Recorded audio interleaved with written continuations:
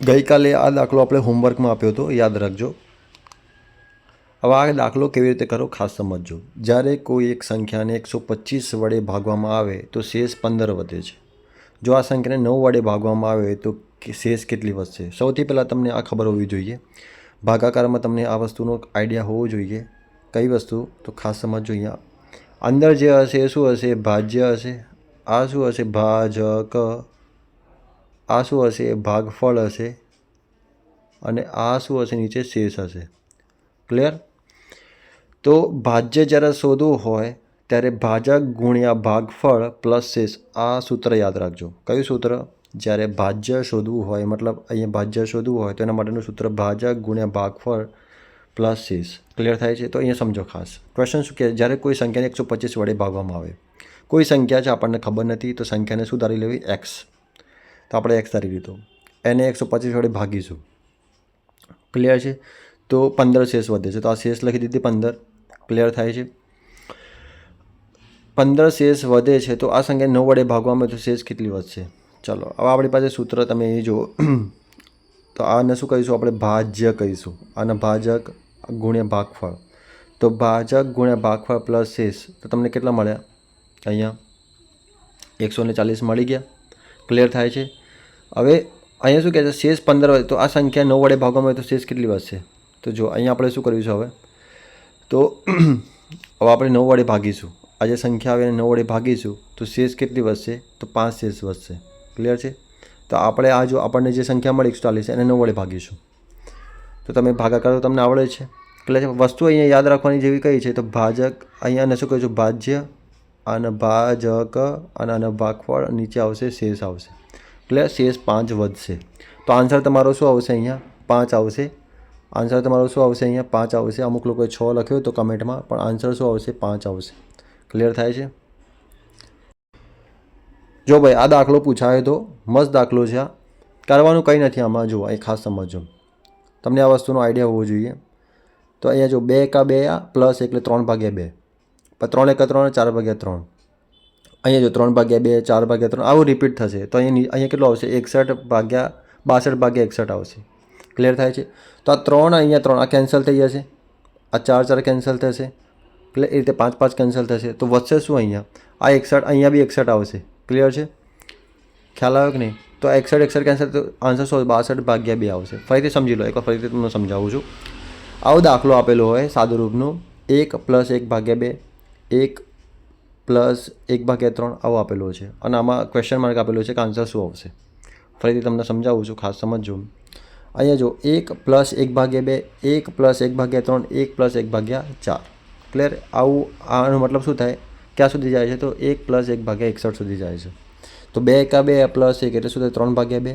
3 એકા 3 + 1 એટલે 4/3, 5/4. એ રીતે રિપીટ થશે. અને અહીંયા શું આવશે? 62/61 આવશે. ક્લિયર? અહીંયા 61 એકા 61 પ્લસ 1 એટલે કે 62/61. હવે એ 3 3 કેન્સલ થઈ જશે. ગુણાકારમાં છે. ગુણાકારમાં જુઓ અહીંયા જેમ કે અહીંયા 1 આ ગુણાકારમાં આ રીતે લખું તો આ કેન્સલ થઈ જશે. ક્લિયર છે? ખ્યાલ આવ્યો કે નહીં? પણ જો અહીંયા તમે સમજો, અહીંયા 2 એકા 2 પ્લસ 1 એટલે 3 થશે. આ રીતે સમજવાનું છે. તો 3 3 કેન્સલ, 4 4 કેન્સલ. એ રીતે અહીંયા વધશે કેટલા? ખાલી 62 વધશે. બાકી બધું કેન્સલ થઈ જશે. નીચે અહીંયા 2 જે છે એ વધશે. એટલે તમારો આન્સર શું આવશે? 61/2 એટલે તમારો આન્સર આવશે 31 આવશે. ક્લિયર થયો? આવો ક્વેશ્ચન પણ એક્ઝામમાં પૂછાય છે. ફરીથી ક્વેશ્ચન પૂછાયો છે અહીંયા બાદબાકીનો છે. જો 2 એકા 2, 2 એકા 2 અને -1 એટલે 1/2, 3 એકા 3 -1 એટલે 2/3. પછી આવશે 4 એકા 4 -1 3/4. એ રીતે કેટલા આવશે? કેટલા સુધી જશે? 69/70. તો અહીંયા શું થશે? તો અહીંયા 2 2 કેન્સલ થશે, 3 3 અહીંયા કેન્સલ થશે, 4 4 કેન્સલ થશે. ક્લિયર? 69 કેન્સલ થશે. વધશે શું? ખાલી 70. અહીંયા 1/70 આવશે આન્સર. શું આવશે? 1/70. 1/70 આનો આન્સર આવશે. ક્લિયર થાય છે ભાઈ? બાદબાકીમાં આવે કે સરવાળામાં આવે? આ કોન્સેપ્ટ મતલબ બેસિક કોન્સેપ્ટ ક્લિયર હશે તો તમને મજા આવશે. બાકી કોન્સેપ્ટ ક્લિયર નહીં હોય તો પછી આ વિડીયો જોવાનો કોઈ મતલબ નથી. મસ્ત દાખલો છે. અહીંયા જો ખાસ, 4 આંકડાની મોટામાં મોટી કઈ સંખ્યાને 89 વડે ભાગી શકે? હવે 4 આંકડાની મોટામાં મોટી સંખ્યા કઈ થાય? તો 9,999. 4 આંકડાની મોટામાં મોટી કઈ સંખ્યાને 89 વડે નિશેષ ભાગી શકાય? તો 4 આંકડાની આ જે સંખ્યા છે એને ભાગો 89 વડે. ભાગશો તમે તો જે શેષ વધશે એમાં તમે સબટ્રેક્ટ કરશો 31 આયા ક્લિયર થાય છે. તો 9,968ને 89 વડે નિશેષ ભાગી શકાય એટલે શેષ 0 થઈ જશે ભાઈ. ખબર પડી કે ના પડી? સમજાવો, ફરીથી સમજાવો યાર. 4 આંકડાની મોટામાં મોટી કઈ સંખ્યાને 89 વડે નિશેષ ભાગી શકાય? તો 4 આંકડાની સંખ્યા તો ખબર છે ભાઈ, મોટામાં મોટી આ જ સંખ્યા થાય ને. પછી તો શું થશે ભાઈ? 10,000 થઈ જશે. 9,999 એ 5 આંકડાની સંખ્યા થઈ. ક્લિયર થાય છે? તો 9,999 ક્લિયર. એને શું કરવાનું છે આપણે કે 4 આંકડાની મોટામાં મોટી કઈ સંખ્યા એટલે કે 9,999 જે છે ભાગ્યા 89 કરશો તો તમને જે શેષ મળી એ શેષને આ સંખ્યા સાથે બાદ કરવાની છે અને એ સંખ્યામાં પછી બાદ કરશો તો તમારી શેષ 0 થઈ જશે. ક્લિયર થાય છે? એટલે 9,968 તમારો આન્સર આવશે. ભાઈ ખબર પડે છે કે નહીં? આપણે 5-5, 6-6, 7-7 મિનિટના લેક્ચર બનાવીએ છીએ તો બી લોકોને ખબર નહીં શું થઈ ગયું છે. કંઈ નહીં, લેક્ચર જુઓ ભાઈ. આપણે 100-150 જેવા લેક્ચર તો અપલોડ કરવાના છે, આપણો પ્રોમિસ છે. ક્લિયર છે? તો આપણે વ્યવસ્થિત રીતે અપલોડ કરીશું અને લેક્ચરને શેર કરવાના. ક્લિયર થાય છે? આ વર્લ્ડ બોક્સની બુક છે, સારામાં સારી બુક છે. ક્લિયર છે? મેં ઘણી બધી બુક જોઈ પણ આ બુક મને સારી લાગી એટલા માટે આનું સોલ્યુશન કરાવું છું. ક્લિયર છે? ચલો ભાઈ, અહીંયા જુઓ, આવો દાખલો આપેલો. જો આપણે સૂત્ર હમણાં સોલ્વ કરાયા હતા, વિડીયો તમે જોઈ લેજો, ના જોયો તો. એ સ્ક્વેર આપેલા હોય, ઘન આપેલા હોય. ક્લિયર?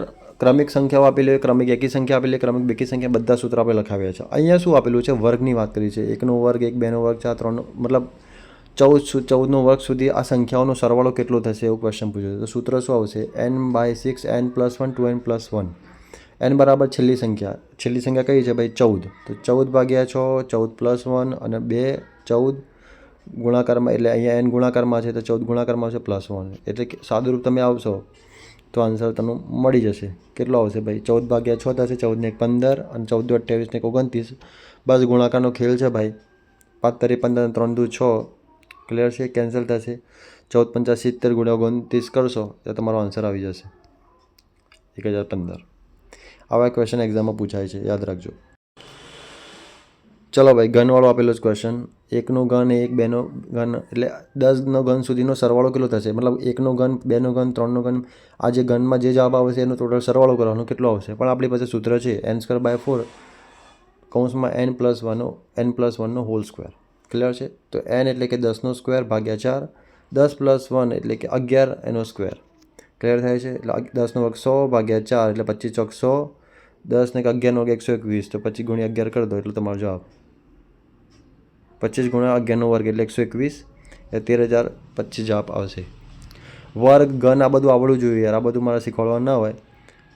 તો ઘન જો અહીંયા સમજો, આ જે સૂત્ર છે ને એ વર્ગ માટે છે. n/6 n+1 2n+1, n+1 2n+1, n/6 n+1 2n+1. અને ઘન માટેનું સૂત્ર n²/4 n+1નો હોલ સ્ક્વેર. n²/4 n+1નો હોલ સ્ક્વેર. યાદ રાખજો ભાઈ.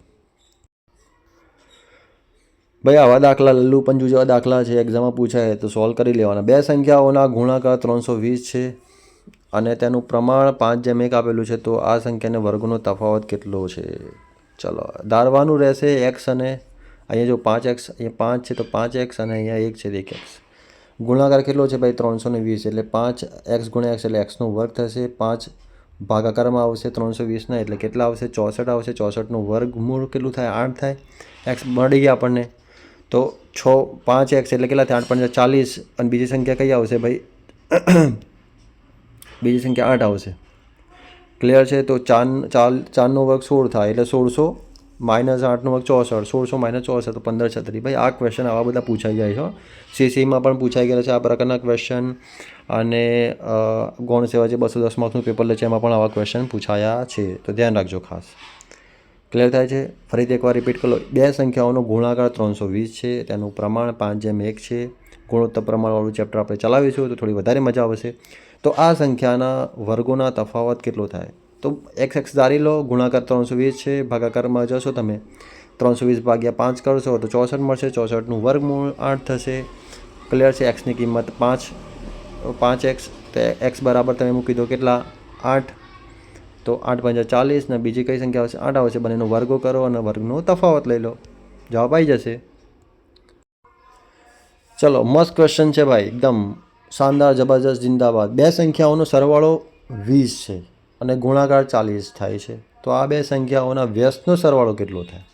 ફરીથી રિપીટ કરું છું. બે સંખ્યાઓનો સરવાળો 20, ગુણાકાર 40 થાય છે. બે સંખ્યાઓનો સરવાળો 20 અને ગુણાકાર 40 થાય છે. તો આ બે સંખ્યાઓના વ્યસ્તનો સરવાળો કેટલો થાય?